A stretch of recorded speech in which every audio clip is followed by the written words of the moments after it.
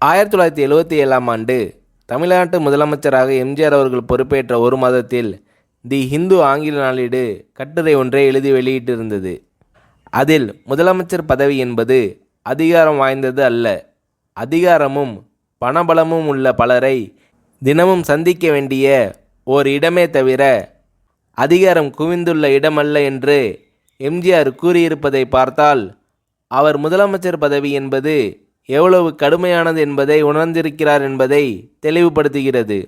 தம்மை முதலமைச்சர் பதவியில் அமர்த்திய மக்கள் சக்தியே தமக்கு எல்லாவிதமான எதிர்ப்புகளிலிருந்தும் கை கொடுக்கும் என்று எதிர்பார்க்கிறார்.